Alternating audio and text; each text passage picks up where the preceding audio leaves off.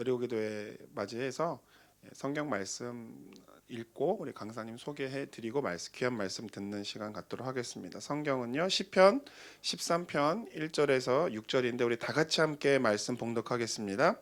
야훼여 어느 때까지니까 나를 영원히 잊으시나이까 주의 얼굴을 나에게서 어느 때까지 숨기시겠나이까 나의 영혼이 번민하고 종일토록 마음에 근심하기를 어느 때까지 하오며 내 원수가 나를 치며 자랑하기를 어느 때까지 하리이까. 야훼 내 하나님이여 나를 생각하사 응답하시고 나의 눈을 밝히소서. 두렵건대 내가 사망의 잠을 잘까 하오며 두렵건대 나의 원수가 이르기를 내가 그를 이겼다 할까 하오며 내가 흔들릴 때에 나의 대적들이 기뻐할까 하나이다. 나는 오직 주의 사랑을 의지하여 싸우니 나의 마음은 주의 구원을 기뻐하리이다. 내가 야훼를 찬송하리니 이는 주께서 내게 은덕을 베푸심이니이다. 아멘. 오늘 말씀 시편 13편 1절 6절 말씀으로 풍, 기 그리고 도의 영성이라고 하는 말씀의 제목으로 증거해 주실 교수님 소개하겠는데요. 차준희 교수님이신데 개인적으로는 저의 스승님이시고 또 지난번에 말씀드렸죠. 10년 전 그거를 말씀해 주셔서 저를 독일로 이끌어 주셨던 교수님이시기도 합니다. 그리고 한국 구약학 학회장도 역임하시고 한국에서 제일 잘 나가시는 구약학 교수님이신데 언젠가 한번 꼭 모시고 귀한 말씀 듣기를 간절하게 원했었는데 드디어 이렇게 모시게 돼서 너무나 감사드리고요. 여러분께 귀한 말씀 들을 수 있는 또 기회를 허락하신 하나님께도 감사합니다. 우리 하나님께 감사 박수 올리시고 또 우리 할렐루야로 목사님 또 나오실 때 환영하도록 하겠습니다. 할렐루야. 여러분 반갑습니다. 오늘 실제적인 마지막 날이고 내일은 주일 예배인데요. 기도에 관한 메시지를 좀 함께 나누려고 왔습니다. 저한테 주어진 시간은 지금 원래 40분이었는데 제가 조금 한 10분 정도 좀 더 쓰려고 그래요. 그럼 여러분이 기도할 수 있는 시간이 조금 줄어들어서 여러분에게 큰 도움이 될 것 같아요. 오늘 말씀 제목은 풍기도의 영성인데요. 구약 성경은 크게 오경, 역사서, 그 다음에 시가서, 예언서 이렇게 네 덩어리로 나눠져 있죠.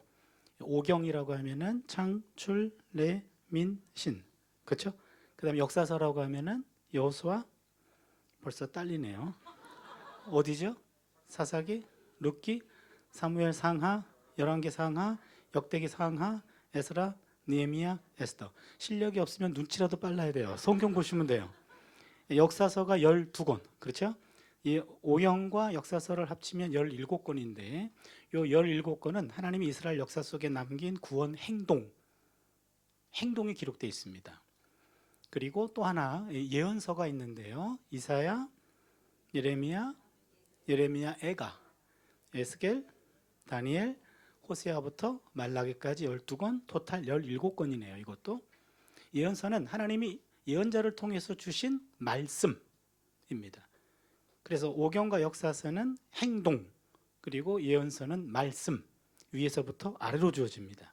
그럼 남은 책들은 시가서, 욥기, 시편, 잠언, 전도서, 아가, 이렇게 5권이 시가서라 그러는데 이 시가서는 하나님이 보여주신 행동 그리고 말씀에 대한 아래서부터 위로 인간의 응답입니다. 그러기엔 나머지 모든 책들은 하나님의 계시, 행동 계시와 말씀 계시고 그리고 시가서는 계시에 대한 인간의 응답입니다. 그래서 시가서 가운데 가장 대표적인 책이 시편입니다. 그러니까 시편은 시인들의 영성이 담겨져 있는데 시인들은 시편에만 있는 것이 아니라 구약성경 전반에 시적 표현들이 있으면 다 시인의 것입니다. 그래서 시인들의 영성을 보면 하나님이 그들의 삶 속에 역사하셨고 임재하셨고 그 다음에 말씀을 주셨을 때 시인들은 하나님 앞에 찬양으로 응답했습니다. 성경에 나온 최초의 찬양시가 출애굽기 15장 21절에 미리암의 찬양입니다. 야훼를 찬양하라. 그는 높고 영화로우시며 말과 그 탄자를 바다에 던지셨음이로다. 하면서 출애굽을 경험하고 나자 그들은 하나님께 찬양으로 고백을 드렸습니다. 이게 찬양시입니다. 그런데 하나님이 늘 임재하시는 것 아니고 하나님의 부재와 하나님의 침묵을 경험할 때도 있습니다. 그럴 때 시인들은 하나님 앞에 탄원으로 고백했습니다. 어느 때까지입니까? 어느 때까지 그 얼굴 내게서 가리우시나이까? 나의 하나님 어찌하여 나를 버리시나이까? 예수님께서 십자가상에서 인용하셨던 말씀 중에 하나도 바로 그 말씀인데 탄원시입니다. 시편 22편 1절 엘리 라마 사박다니, 바로 그 말씀이 탄원시입니다. 그러면 찬양시는 노래고 탄원시는 기도가 됩니다. 그러게 시편의 대표적인 것들은 바로 노래책이면서 기도책입니다. 인간이 하나님과 소통할 수 있는 가장 중요한 통로는 딱 두 가지입니다. 하나는 찬양이고 하나는 기도입니다. 그러게 야고보서 5장 13절을 보니까 너희 중에 고난당하는 자가 있느냐 그는 기도할 것이요 즐거워하는 자가 있느냐 그는 찬송할지니라. 그러게 우리의 호흡이 가장 효과적으로 제대로 활용될 수 있는 것은 바로 노래하는 것, 찬양과 기도입니다. 우리는 오늘 여기서 기도에 초점을 좀 맞춰 보려고 하고요. 그래서 이 기도는 탄원시라고 표현하는데 개인 탄원시를 좀 보려고 합니다. 개인 탄원시는요, 여러분이 대표적으로 기도할 때 말고 혼자 개인적으로 문제가 생겼을 때 하나님께 기도할 때 그때 어떻게 하는가, 개인 탄원시 기도인데요. 5가지 순서와 요소가 중요합니다. 잘 기억해 주세요. 첫 번째는 하나님이라고 하나님을 부릅니다. 두 번째는 불평합니다. 탄원이라고도 말합니다. 세 번째는 간구합니다. 그리고 네 번째는 신뢰를 고백합니다. 다섯 번째는 찬양합니다. 그러게 맨 처음에는 하나님 부르고, 두 번째는 불평, 세 번째는 간구, 네 번째는 신뢰 고백, 다섯 번째는 찬양입니다. 아주 쉽게 얘기해 보겠습니다. 하나님 불렀습니다. 두 번째, 나 죽을 것 같아요. 세 번째, 살려주세요. 네 번째, 그리 하실 거죠? 다섯 번째, 할렐루야. 이렇게 됩니다. 이게 개인 탄원시입니다. 이 5가지가 순서도 중요하고 요소도 중요합니다. 하나 기억할 것이 있습니다. 어떤 분들은 기도할 때 보니까 급한 나머지 하나님을 부르지 않고 그냥 본론으로 들어가요. 막 불평하고 탄원하고 막 합니다. 그러면 하나님이 그럴 겁니다. 쟤 지금 누구한테 기도하니? 그럴 거예요. 여러분, 헛소리가 됩니다. 아무리 급해도 하나님 이름을 부르셔야 됩니다. 기도를 하나님이 듣기 때문에 그래요. 어떤 분들은 기도할 때 예수님이라고 기도하는 분이 있어요. 그러면 하나님이 우편에 앉아 계신 예수님에게 야, 오늘은 너한테 기도한다. 야, 네가 알아서 해라. 둘이 싸우십니다. 여러분, 기도하셔. 3일째 하나님 싸움 붙여서는 안 돼요. 기도는 예수님에게 하는 게 아니에요. 기도는 하나님한테 합니다. 예수님의 이름으로, 성령의 도움으로. 기도를 들으시는 분은 하나님, 예수님은 기도를 중재해 주시고 성령님은 기도를 도와주십니다. 그래, 기도할 때 반드시 대상은 하나님이다 기억해 주시고요. 근데 혹시 기도하다가 하나님이라고 불러놓고 중간중간에 예수님, 성령님을 초청할 수는 있습니다. 그러나 처음부터 하나님을 소외시키면 하나님 삐지십니다. 그래서 하나님을 반드시 불러다 기억해 주세요. 어떤 분은 기도할 때 주님이라고 기도했다가 맨 마지막에 주님의 이름으로 기도합니다. 이런 분이 있어요. 맨 앞에 있는 주님은 하나님이고 맨 아래 주님은 예수님이 되겠죠. 그렇게 헷갈리게 하지 마세요. 야, 저 주님은 나고 너 주님 네 거다 이렇게 헷갈리게 하지 마시고 그냥 하나님이라고 기도하고 예수님 이름으로 기도합니다. 그러시면 됩니다. 또 한 가지, 기도를 열심히 잘 해놓고 맨 마지막에 예수님 이름으로 기도했습니다 라고 과거형이나 완료형을 쓰는 분이 있어요. 그러면은요, 안타까운 기도가 됩니다. 기도 끝남과 동시에 유효기간이 끝나요. 하나님이 응답하시려고 귀담아 듣고 계셨는데 언제 응답할까 그랬는데 기도 끝나자마자 기도했대. 했냐? 끝. 다음으로 넘어가요. 그러면은 너무나 억울하죠. 그 기도가 언제까지 유효기간입니까? 응답될 때까지예요. 그러면은 현재형을 써야 됩니다. 기도 드립니다. 기도하나이다. 기도합니다. 라는 영원한 현재형입니다. 그렇게 기도는 맨 처음 하나님한테 한다. 그 다음에 영원한 현재형으로 끝난다. 요걸 잘 기억해 주십시오. 여러분 가운데 나는 개인적으로 기도할 때 보니까 이 순서대로 했네. 하나님 불렀고 불평했고 그 다음에 간구했고 신뢰를 고백했고 찬양으로 끝났네. 그분은 기도의 고수. 난 이렇게 안 했는데 열심히 했긴 했는데 그분도 고수. 막달라 기도. 막달라 기도의 고수였지 정통 기도는 아니었습니다. 시편 13편을 한번 보겠습니다. 성경을 봐주세요. 13편을 봐주시면 개인 탄원시인데 야훼여 1번. 여러분 넘버링 해주세요. 1번 하나님 이름 불렀습니다. 야훼여 어느 때까지니까 나를 영원히 잊으시나이까? 주의 얼굴을 나에게서 어느 때까지 숨기시겠나이까? 나의 영혼이 번민하고 종일토록 마음에 근심하기를 어느 때까지 하며 내 원수가 나를 치며 자랑하기를 어느 때까지 하리이까? 뭐죠? 불평입니다. 3절과 4절입니다.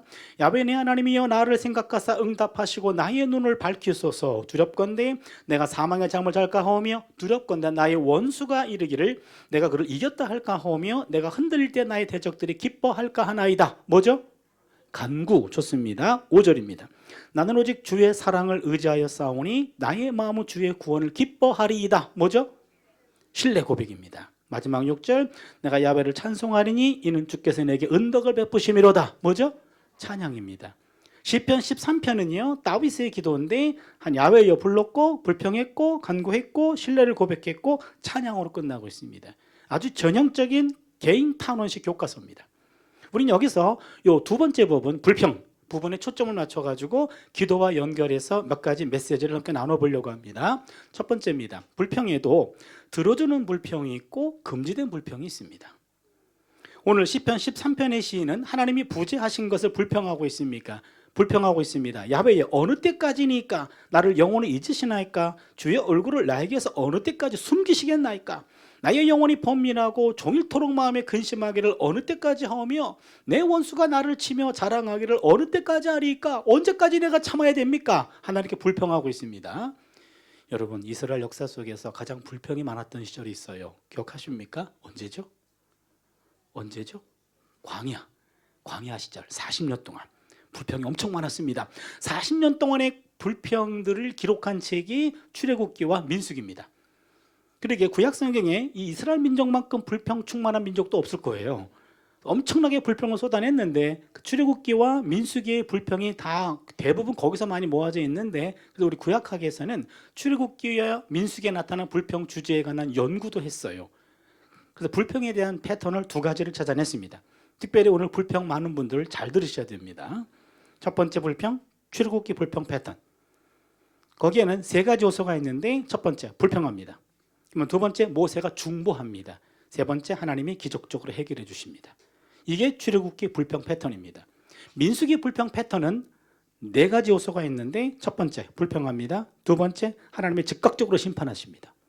세 번째 모세가 중보합니다. 네 번째 심판이 중지가 됩니다. 이게 민수기 불평 패턴이에요. 그러면 출애굽기 불평은 응답해 주셨는데 민수기는 응답지 않으셨습니다.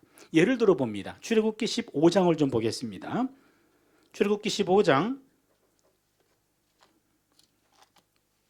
22절입니다. 모세가 홍해에서 이스라엘을 인도하며 그들이 나와서 수르강에로 들어가서 거기서 사흘길을 걸었으나 물을 얻지 못하고 마라 이르렀더니 그곳 물이 써서 마시지 못하겠으므로 그 이름을 마라라 하였더라. 백성이 모세에게 원망하여 이르되 우리가 무엇을 마실까 하매 모세가 야훼께 부르짖었더니 야훼께서 그에게 한 나무를 가리키시니 그가 물에 던지니 물이 달게 되었더라. 여기입니다. 여러분 출애굽기 15장은 바로 14장 앞장에서 출애굽을 경험합니다. 홍해의 기적을 경험했습니다. 15장에서는 모세가 찬양합니다. 15장 21절에서는 미디암이 찬양합니다. 그리고 그들이 광야로 들어갔습니다. 그게 바로 22절입니다. 홍해를 건넜고 수루 강화로 들어갔는데 거기서 사흘 동안 물을 얻지 못합니다. 23절을 보니까 마라에 도착합니다. 오아시스를 발견합니다. 물을 퍼마셨습니다. 그러나 다 뱉었습니다. 너무 써서 식수로는 불가능합니다. 그리고는 24절을 보니까 백성이 모세에게 원망했습니다. 25절을 보니까 모세가 야훼께 부르짖었습니다. 그랬더니 하나님이 쓴물을 단물로 바꿔주셨습니다. 이 대목입니다. 이스라엘 백성들이 불평했고 모세가 중보했고 하나님이 기적적으로 쓴물을 단물로 바꿔주셨습니다. 이게 출애굽기 불평 패턴입니다. 민수기 불평 패턴, 민수기 11장 1절 2절을 봅니다. 야훼께서 들으시기에 백성이 악한 말로 원망하며 야훼께서 들으시고 진노하사 야훼의 불을 그들 중에 붙여서 진영 끝에 사르게 하시매 백성이 모세에게 부르짖음으로 모세가 야훼께 기도하니 불이 꺼졌더라. 여기를 보면 10장 1절을 보시면 백성이 악한 말로 원망했습니다. 하나님이 들으시고 진노하셨고 불로 심판하셨습니다. 그러자 세 번째 2절을 보니까 모세가 야훼께 기도했습니다. 그랬더니 불이 꺼졌습니다. 그러면요, 민수기 불평은 하나님이 듣지 않으셨네요. 민수기 불평은 불평했고 즉각적으로 심판했고 모세가 그때 비로 중보했고 그리고 모세가 중보하자 심판이 중지가 됐네요. 그렇다면 출애굽기 불평은 들어줬고 민수기 불평은 듣지 않으셨습니다. 어떤 차이가 있나요? 출애굽기 불평은요, 생존과 직결된 문제로 나온 불평입니다. 아무리 기적을 경험했지만 3일 동안 광야에서 물 한 방울 먹지 못했다라고 한다면 누구나 불평할 수밖에 없습니다. 생존과 직결된 문제로 나온 불평은 하나님이 들어주셨습니다. 그런데 민수기 불평은 악한 말로 원망했다고 그랬죠. 여기 보니까 욕심과 불신에서 나온 불평은 하나님이 듣지 않으셨습니다. 욕심과 불신에서 나온 불평은 하나님이 즉각적으로 심판하셨습니다. 그렇다면 우리 안에 불평이 치밀어 오를 때 그 불평이 과연 합당한 불평인지 부당한 불평인지 아니면 허용된 불평인지 금지된 불평인지 분별할 수 있는 그런 은혜가 있기를 바랍니다. 두 번째는요, 불평은 사람이 아니라 하나님 앞에 풀어 놓아야 합니다. 다시 13편으로 넘어가면은요, 시편 13편입니다. 1절 보시면 야훼여 라고 불렀고 1절 2절은 불평했습니다.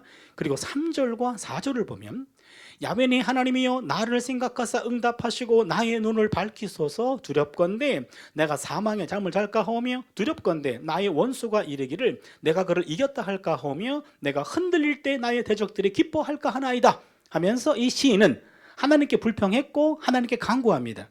문제가 생겼을 때 이 시인은 사람에게 따지지 않았고 하나님에게 와서 따졌습니다.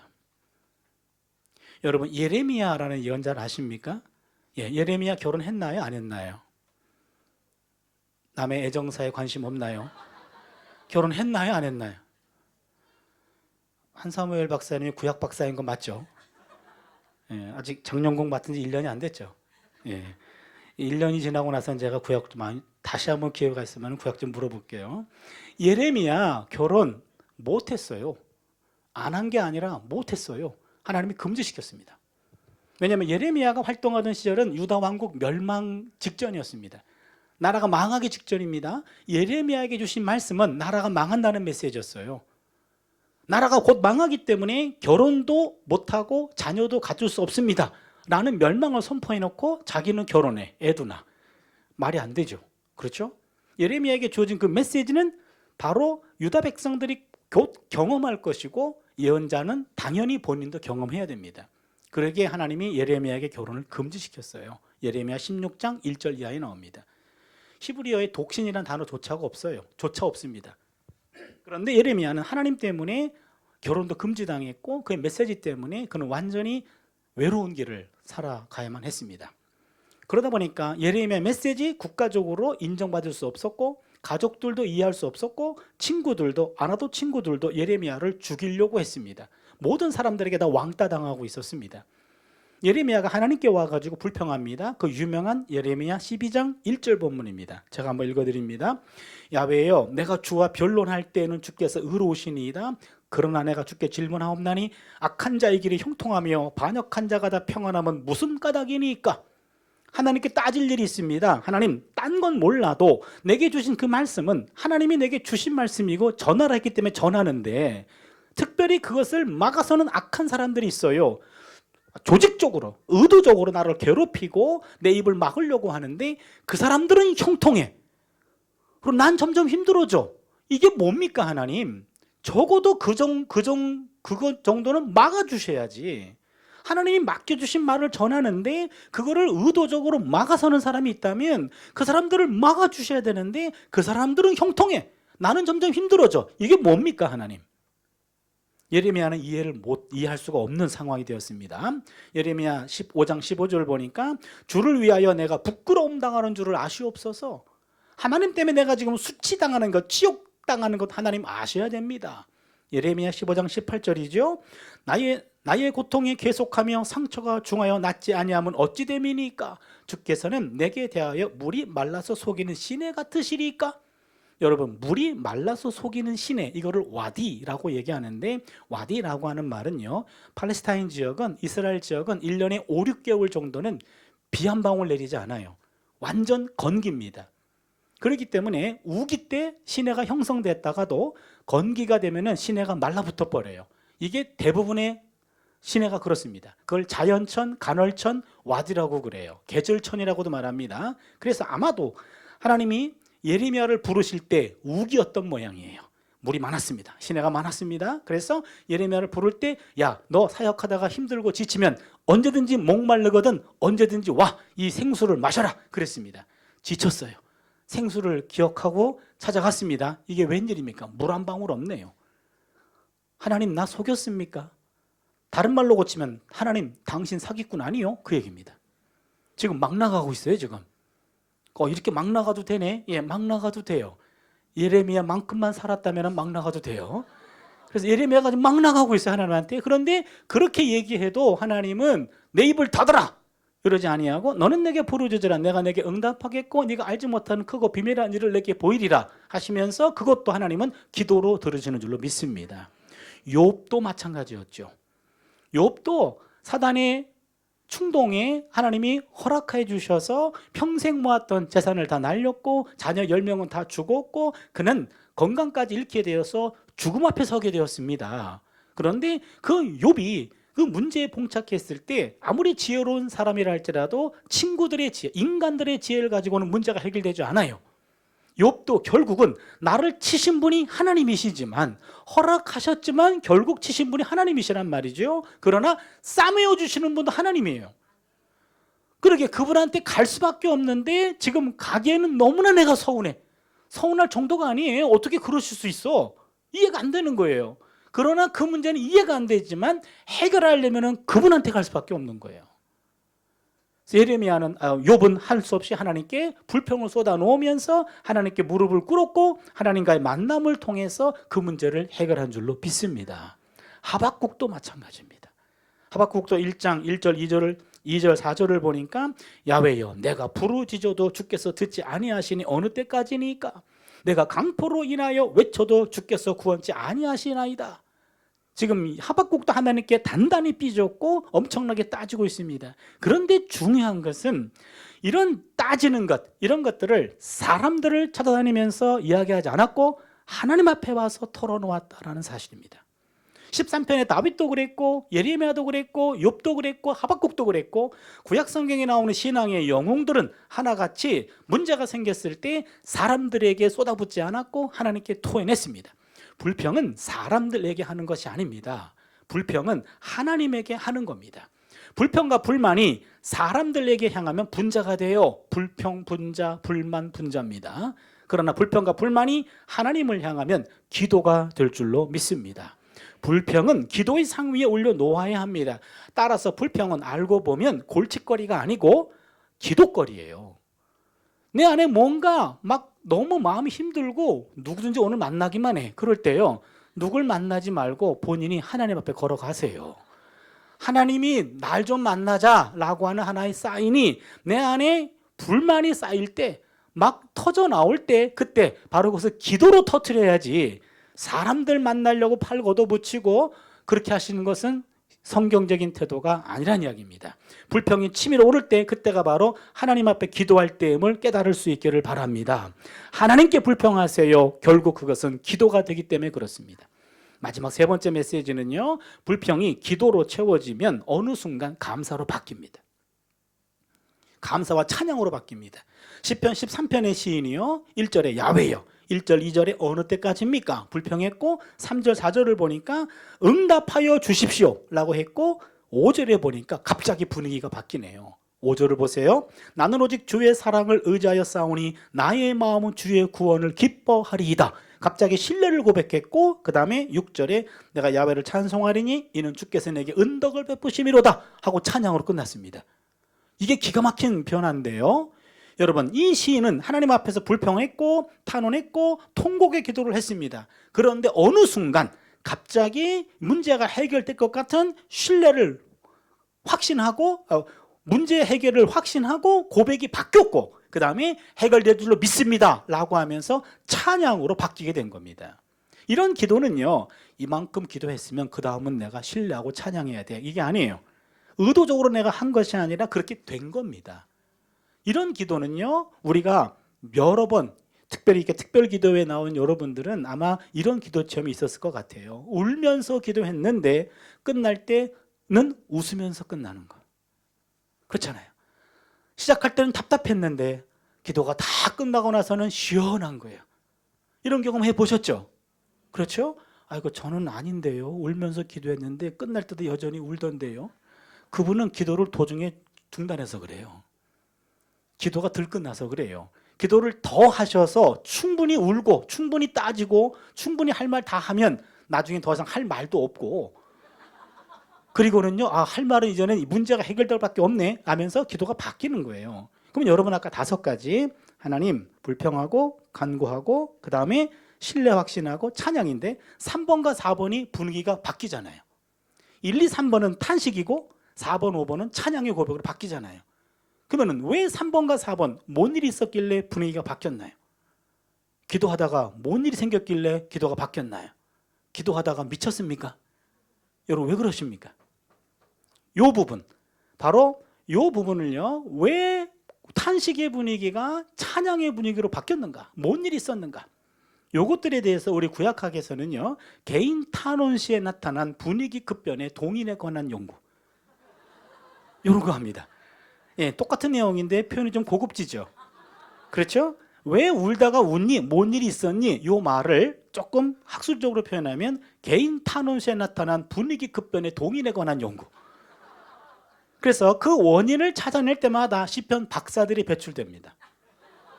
여러분이 다 경험한 바를 우리는 그거를 다 이론화해가지고 고급진 표현으로 성경을 찾아내면 박사가 되는 거예요. 3가지 이론을 제가 설명하겠습니다. 첫 번째 이론은요, 미래 구원 사건의 선취 이론입니다. 미래에 일어날 구원 사건을 선취했다 이 말입니다. 무슨 말입니까? 기도하다가 인간적인 불평이 기도를 통하면 하나님의 영으로 세례를 받아서 어느 순간 불평이 다 사라지고 그 자리에 감사로 채워지게 되어 있습니다. 아직은 응답이 되지 않았습니다. 응답의 현실화는 미래에 일어날 사건입니다. 그러나 내 심령 속에, 내 마음 속에 이 문제는 해결될 것 같은 확신이 든 거예요. 그러게 미래에 일어날 구원 사건을 미리 취해가지고 현재적으로 고백하게 했다라는 게 미래의 구원 사건의 선취론입니다. 두 번째는요, 과거 구원 사건의 회상이론입니다. 무슨 얘기냐면 과거에 문제가 있었어요. 근데 내가 지금은 그걸 해결이 됐고 많은 시간이 지났습니다. 잊어버렸어요. 또 다른 문제가 생겼습니다. 하나님께 기도합니다. 기도하다 보니까 과거에는 더 큰 문제가 있었는데 이게 해결된 것이 불현듯 생각이 나요. 그러면 이 문제도 해결되겠네. 그러면서 기도가 바뀌는 거죠. 과거 구원 사건의 회상이론입니다. 과거에 경험했던 구원 사건을 회상함으로 현재적으로 이것을 내가 경험하게 되는 겁니다. 마지막 3번째는요, 기도는 사람들은 다 몸이 건강한 정상적인 상태라고 한다면 면역 체계가 형성돼 있어가지고 건강한 상태라면 웬만한 바이러스가 와도 퇴치가 되잖아요. 그렇죠? 마찬가지로 우리 몸도 마찬가지인데, 그런데 문제가 생기면 내 몸의 면역 체계가 무너지면서 내가 있는 기본적인 에너지가 흩어지게 돼 있어요. 근데 기도하면 현재 내 몸 안에 있는 에너지들이 문제로 집중되는 겁니다. 현재 에너지를 극대화해가지고 활용할 수 있는 거죠. 거기서 문제가 해결되는 겁니다. 그렇다면 기도는 3중 에너지를 끌어올 수 있습니다. 미래 에너지를 선취해가지고 현재적으로 사용할 수 있고, 기도는 과거에 경험했던 에너지를 바로 회상함으로 현재화해가지고 오늘 재활용할 수 있고, 기도는 기본적으로 내가 갖고 있는 에너지를 이것을 현재적으로 극대화시킬 수 있는 것이 바로 기도다라는 겁니다. 기도라고 하는 것, 참 이것은 오늘 우리가 평생 배워야 할 하나의 신비예요. 예수님의 제자들이 예수님께서 병든 자를 일으키시고 귀신을 쫓아내는 그걸 보면서 자기들도 흉내를 내봤는데 안 됩니다. 그래서 우리 왜 못합니까? 그때 예수님께서 제자들에게 마가복음 9장 29절입니다. 기도 외에 다른 것으로는 이런 종류가 나갈 수 없느니라. 기도를 얘기하셨어요. 기도. 3년 동안 따라다녔던 그 예수님의 제자들도 예수님의 기도 영성에 대해서는 아직 부족했다 이 얘기입니다. 우리가 끊임없이 공부해야 될 것, 연습해야 될 것, 훈련받아야 될 것이 바로 기도예요. 저는 가끔 그런 기도 하거든요. 하나님, 내 호흡을 걷어가시는 순간, 마지막 순간에 내 몸이 내가 내 의식이 떠나서 무의식적으로 몸이 움직일 때 내 마지막 호흡이 하나님을 찬양하고 기도하는 데 사용되기를 원합니다. 내가 의식적으로 할 수 없어요. 근데 내 몸이 그동안 평소 훈련대로 그냥 자동 조건 반사적으로 마지막 호흡을 걷어가는 순간 그 마지막 호흡이 뭘 할 것인가? 하나님을 찬양하고 하나님께 기도하는 호흡이 될 수 있기를 바랍니다. 저는 신학교 교수로 있어서 목회를 하지 않고요. 그리고 보통 밤에 주로 새벽 1, 2시까지 이렇게 성경을 연구하는 게 제 습관이고 제 직업이에요. 그러다 보니까 새벽에는 거의 못 일어나죠. 그래서 새벽 기도는 거의 못 하거든요. 그래서 새벽에는 거의 제가 이불 속에서 입신을 경험하고 있거든요. 그러다 보니까 제 친구 목사들이 평생 목회하고 있는 친구들이 너는 언제 기도하냐? 그러고 투정하면서 저한테 핀찬할 때가 있어요. 그럼 제가 그러죠. 야, 너는 기도를 시간 정해놓고 하니? 기도는 영적인 호흡이야. 영혼의 호흡은 늘 하는 거지. 넌 새벽에만 호흡하냐? 내가 그러죠. 그러나 그렇게 말하는 사람 치고 기도하는 사람 별로 못 봤어요. 제가 그렇거든요. 그래서 이건 아닌 것 같다. 그래서 제가 최근 몇 년에 들어서 제가 기도하는 게 있는데 하나님 나한테 기도하는 법을 좀 가르쳐 주세요. 그걸 기도하고 있어요. 정말 기도 배우고 싶어요. 제가 올해가 60인데 모태신앙인이에요. 평생을 예수를 믿었어요. 유학기간이고 어떤 기간이고 주일날을 범한 적이 없고 늘 하나님 앞에 기도했는데 지금 진지하게 기도합니다. 하나님 나한테 기도하는 법을 좀 가르쳐 주세요. 그래서 제가 깨달은 바가 있어요. 기도는 그냥 연구만 한다고 되는 것 아니고요. 연구해가지고 배우는 것도 있어요. 제가 2학기 전에는 구약의 기도라는 제목 가지고 박사과정에 개설도 했어요. 한 학기 동안 공부도 해봤어요. 많은 걸 배웠어요. 그러나 아직도 뭔가가 부족합니다. 기도에 관한 책들을 모았습니다. 열심히 다 읽었습니다. 많이 배웠습니다. 그러나 아직도 배고파요. 그래서 깨달은 바는 공부만 한다고 되는 것이 아니라 기도를 직접 해야 돼라는 거죠. 해야 돼. 맞습니다. 그래서 4년 전에 우리 가족이 있는 교회 옆으로 이사를 갔어요. 서울 쪽으로 이사를 왔어요. 그리고 매일 밤 거기서 기도를 합니다. 새벽에는 입신하고 저녁에는 교회 가요. 그래서 퇴근할 때 8시 퇴근하면 9시쯤, 9시 퇴근하면 10시, 10시 퇴근하면 11시 교회 가서 한 30분에서 한 40분 그 정도 그렇게 기도해요. 기도에 대한 잠정적 결론, 기도는 하나님과의 교제입니다. 그리고 사귐입니다. 제가 대화라고 정의하지 않았습니다. 대화를 포함합니다만 대화가 다가 아닙니다. 대화라고 정의한다면 기도는 늘 대화하는 거 맞아요. 그러나 여러분 기도해봐서 알잖아요. 우리만 말하잖아요. 그러잖아요. 그분 듣기만 하잖아. 그죠? 때로는 짜증나요. 나도 힘들어. 나도 말하기 힘든데 왜 당신은 말 한마디 없고 듣기만 해. 또 듣는지 안 듣는지도 확신도 안 들어. 어느 때는요. 그렇잖아요. 대화 맞아요. 그러나 대화가 다가 아니에요. 교제예요. 사귐이에요. 여러분 교제와 사귐이라는 것은 때로는 서로 말하지 않아도 같이 옆에 있어주는 것만으로도 이신전심 될 때가 있잖아요. 그게 바로 기도입니다. 기도는 그래서 하나님과 내 마음을 나누는 거예요. 일상을 나누는 겁니다.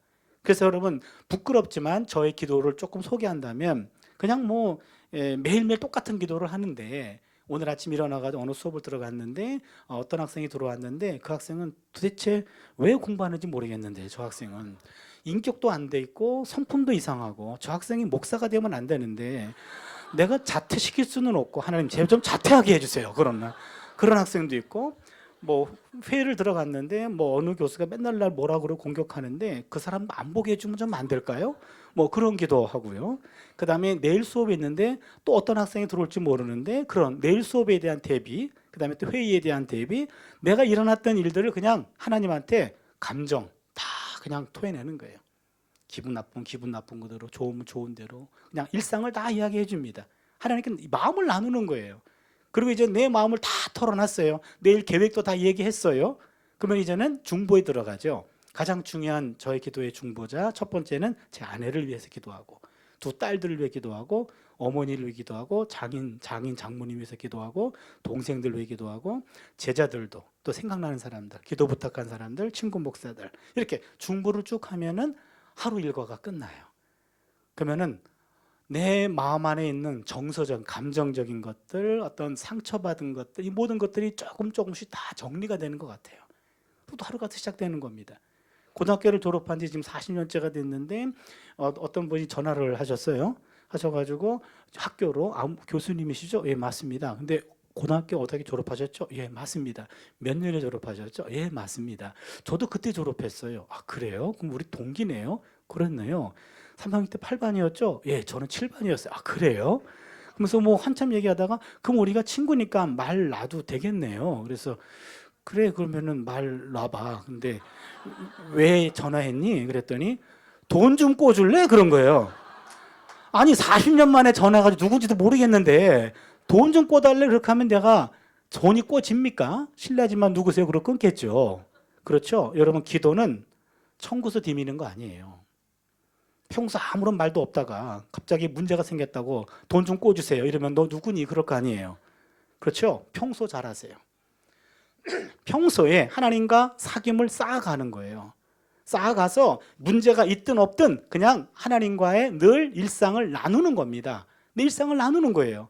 다른 거 아니에요. 그냥 어렵게 생각하지 마세요. 그냥 하나님 부르는 것만 기억하고 예수님 이름으로 기도합니다라는 것만 기억하고 큰 틀을 기억하고 중간에는요 멋대로 하세요.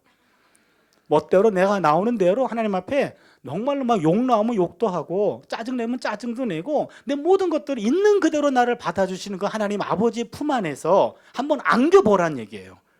그러다 보면은 하나님이 내 안에 내가 하나님 안에 있는 것들이 경험이 되면서 세상 사람들은 나를 뭐라고 한다 할지라도 하나님 아버지는 내 편이요. 하나님 아버지는 나를 품고 있어. 라는 그거 하나만으로도 세상 감당해 낼 수 있는 줄로 믿습니다. 기도란 우리가 사는 세계와 하나님의 세계가 멀리 떨어져 있지 않다는 신비로운 사실과 관련이 됩니다. 성경에서 땅과 하늘이라고 부르는 것, 땅은 우리의 실제고 하늘은 하나님의 실제인데 하늘과 땅은 서로 꼭 들어맞도록 만들어져 있습니다. 그렇기 때문에 기도는 이런 땅과 하늘이 실제로 만나는 핵심 장소 중에 하나입니다. 그러기에 이 땅의 기도는 하늘을 이 땅으로 끌어들이는 성스러운 행위가 기도입니다. 그러기에 어떤 것보다도 우리가 배워야 될 것은 기도예요. 어떤 것보다도 하나님이 내게 호흡을 주셔서 하나님 당신을 찬양하고 기도하는 그런 용도로 주려고 호흡을 주셨어요. 생명을 주셨습니다. 그렇다면 우리 몸이 기도를 기억하는 그런 몸 될 수 있기를 바랍니다. 여기까지 얘기해도 되는데 제가 과학자들의 이야기를 좀 요즘 현대에 더 많이 신뢰하기 때문에 과학자의 말들을 조금 제가 좀 모아봤어요. 한 목사님, 제가 좀 신뢰를 해도 될까요? 10분만 더 써도 돼요?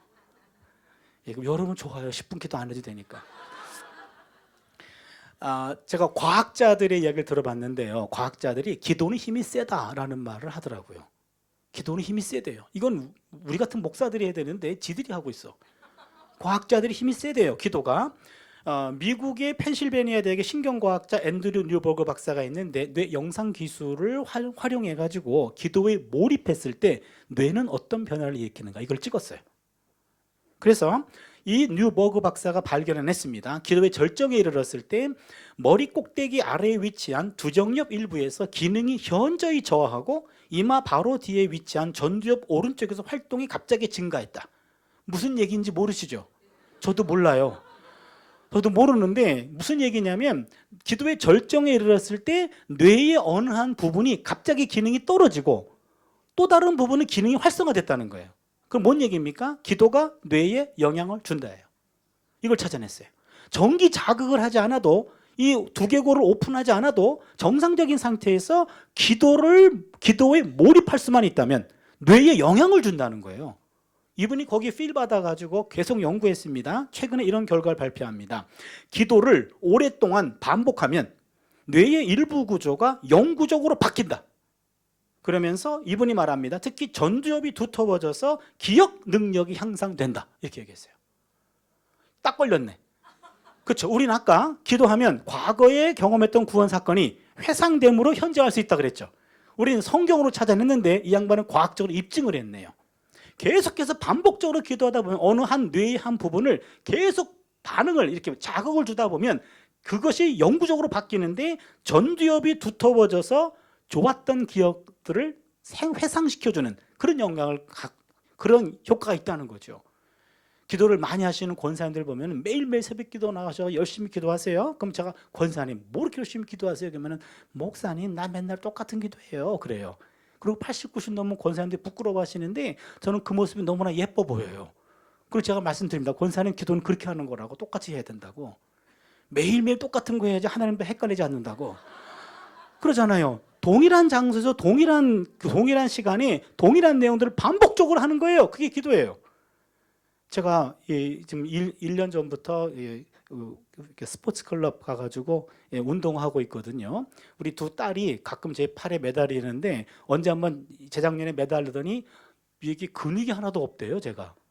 그래서 진짜 만져봤더니 근육이 없더라고요. 두 딸이 슬퍼하길래 슬퍼하지 말라. 1년 뒤에 내가 근육을 만들리라. 그래가지고 끊었어요. 비싼 돈 주고 끊어가지고 바쁜 시간에 교회 가서 기도하고 그다음에 다시 스포츠 클럽 거의 가거든요. 그럼 막 11시에도 막 운동하고 그래요. 일주일에 2-3번 정도. 근데 처음에는요, 그 비싼 돈 내고 내가 이게 뭐 하는 짓인가 싶었어요. 그런데 1년 동안 이 짓 했더니 근력이 생겼어요. 그래서 여러분, 반복된 기도는 기도의 근력을 만들어요. 뇌를 계속 반응을 일으키면서 그거를 기도의 근력이 생겨서 웬만한 문제가 와도 내 몸 자체로 그냥 튕겨져 내는 거죠. 언제 문제가 왔는지도 몰라. 이 몸이 단단해지기 때문에 그런 거죠. 미국의 하버드 의대입니다. 허버트 벤슨 박사가 말하는데 기도를 반복하면 이완 반응을 불러일으켜 건강에 도움이 된다.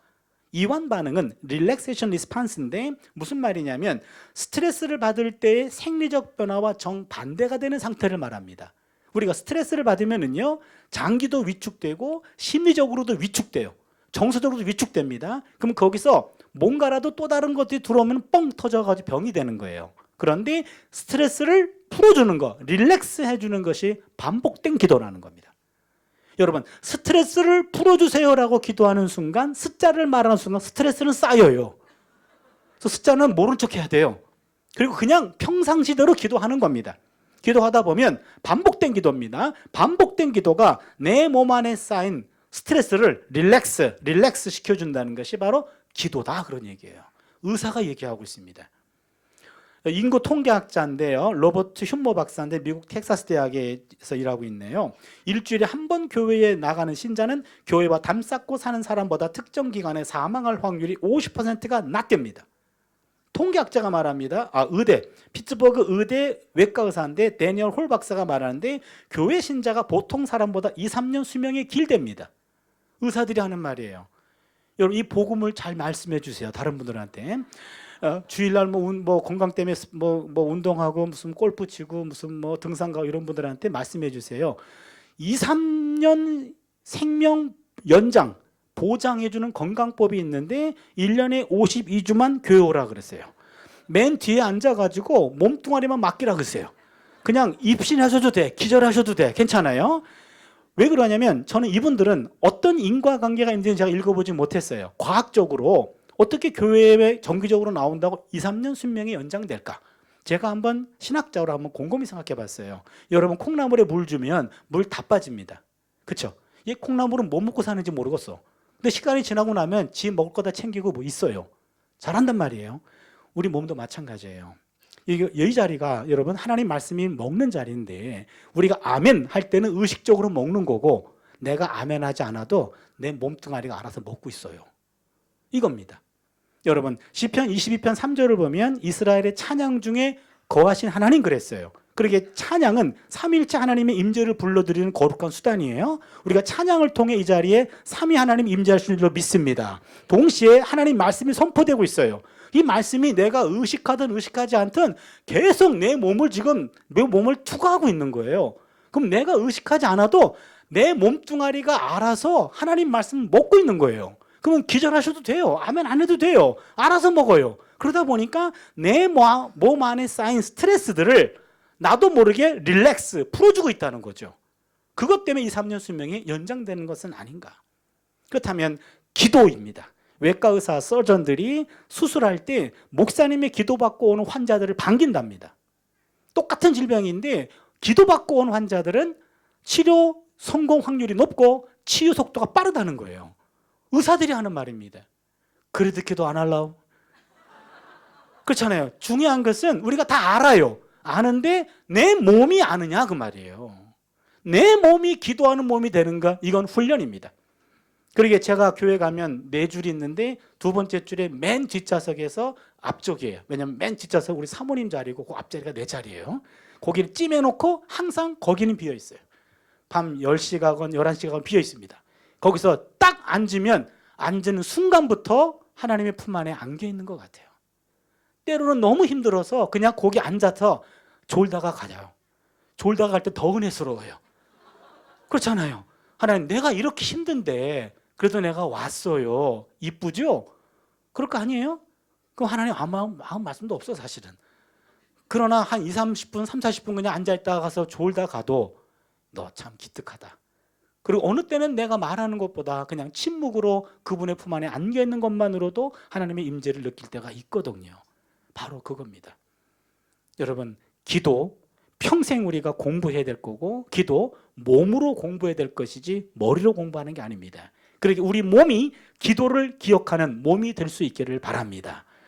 여기서 끝나도 되는데 그럼 설교 제목이 설명이 안 돼서 풍기도 뭔 소리인지 요거 해결하는데 9분 남았습니다. 9분이면 할 수 있습니다. 류호준 교수님의 일상을 걷는 영성이라는 책에 나오는 내용인데요. 영국 BBC 공영방송 특집 다큐멘터리의 한 장면입니다. 한 여자 선생님의 100세 생일 잔치를 담고 있습니다. 일본의 북쪽 홋카이도 삿포로 지방, 여러분 일본 홋카이도 삿포로 지방은 일본은 감자같이 생겨가지고요. 이 꼭대기 오른쪽 꼭대기 있죠. 여기가 홋카이도 이 지역입니다. 작년에 여기서 지진이 크게 한번 나기도 했죠. 여기인데 이 지역에 산간 지역에 조그만 크리스찬 고등학교가 있습니다. 이 지역은 일본 내에서도 그렇게 좀 경제적으로 좀 어려운 지역이었던 모양이에요. 그런데 경제적인 여건이 좋지 않은 그런 상태에 있었기 때문에 많은 학생들이 어려움을 겪는 그런 곳이었던 것 같아요. 여기에 크리스찬 고등학교가 있는데 그 고등학교의 교훈은 하나님 사랑과 이웃 사랑입니다. 여기에 서혜 선생님이 계셨어요. 여자 선생님이에요. 학생들에게 공부도 가르쳐 주지만 바로 하나님 사랑과 이웃 사랑을 실천할 수 있도록 글을 가르치면서 인성 교육도 하는 마음씨 따뜻한 여자 선생님이 계셨어요. 그러나 현실은 너무나 냉정하기 때문에 시험에 실패해서 어깨를 쭉 늘어뜨리는 남학생들 많아집니다. 어깨를 쓰다듬어 주기도 하고 생활 형편이 너무 어려워서 좌절하며 울음을 터뜨리는 여학생들은 안아주기도 하고 하면서 그들을 따뜻하게 가르쳐 주셨던 여자 선생님이 계셨습니다. 많은 세월이 지났고 은퇴하셨어요. 은퇴한 이후에도 더 많은 세월이 지났고 어느 추운 초봄입니다. 마을 사람들은 그 선생님을 위해서 조촐한 행사를 준비했습니다. 최근에 졸업한 그 선생님의 100세 생일 잔치예요. 최근에 졸업한 젊은 제자부터 옛날에 졸업한 나이 많은 제자까지 동네 주민까지 다 모여가지고 풍금을 치면서 선생님의 100세 생일 잔치에 축하 노래를 불렀고 그 다음에 많은 제자들의 도움을 받아서 100개 촛불을 다 껐습니다. 처음부터 끝까지 모든 장면을 다 필름에 담고 있었던 영국 BBC 기자가 그때 마이크를 들이댑니다. 선생님, 지나간 100년 동안의 삶, 기나긴 세월인데 100년 동안의 삶을 글자로 남기신다면 어떻게 남길 수 있겠습니까? 선생님이 먹을 물끄러미 갈다가 이렇게 창문 너머 뒷산에 아직 추운 초봄이었기 때문에 산에는 아직도 눈이 이렇게 쌓여 있는 그 광경을 꼴똘히 보시다가 갑자기 붓을 들었고 먹을 묻혔고 세 글자를 남겼습니다. 이쯤 되면 눈치를 채야 됩니다. 첫 글자가 풍이었고 두 번째 글자가 도였어요. 세 번째가 기였어요. 풍도기. 우리는 풍기도인데 이분은 풍도기를 썼어요. 풍이란 말은 바람풍자, 도라는 말은 길도자, 기라는 말은 빌기자. 풍도기 무슨 말입니까? 풍, 바람 부는 도, 길 위를 기도하며 살았습니다. 이 세 글자예요. 참 기가 막힌 표현인 것 같아요. 풍, 바람 부는 도, 길 위를 기도하며 살았습니다. 지나간 100년 동안의 삶을 세 글자로 담아냈어요. 지난 100년의 삶, 참 바람 잘 날 없는 삶이었는데 풍, 그래서 도, 바람이 부는 길 위를 기도하며 버텼습니다. 이 세 글자를 남긴 거예요. 풍독이라는 세 글자에 100년의 인생 역전이 다 담겨져 있습니다. 이 글자를 남기고 난 며칠 뒤 선생님은 세상을 떠났습니다. 자신을 가리켜 그냥 작고 초라한 늙은이, I'm just a little old lady, 난 그냥 작고 초라한 늙은이입니다 라고 얘기했는데, 그 다큐멘터리 제목은 A Little Giant Lady, 몸은 작았지만 영웅적인 부인이었다, 이 다큐멘터리 제목이었습니다. 여기서 다큐멘터리도 끝났고 책도 끝났는데 제가 곰곰이 생각해 봤어요. 100년 동안의 삶을 살아낸 선생님의 삶을 돌아보면 삶은 풍도기였다면 우리는 100년을 향해 가고 있잖아요. 그럼 우리의 남은 삶은 두 번째와 세 번째 글자를 바꾸는 것이 정상이 아닐까. 풍기도. 뭘까요? 갑자기 인생에 바람이 불면은 앞이 보이지 않아요. 그때 기도하면 안 보이는 길이 보인다, 이런 얘기죠. 이게 풍기도입니다. 여러분, 바람 없는 인생 없어요. 그렇잖아요. 여러분, 직장에도 바람이 불고 사업에도 바람이 불고 인간관계도 바람이 불고 가정에도 바람 불어요. 부부관계도 바람이 불고요. 자녀의 바람이 있고 건강의 바람이 있고 물질의 바람이 있고요. 바람과 함께 사는 게 우리네 인생이죠.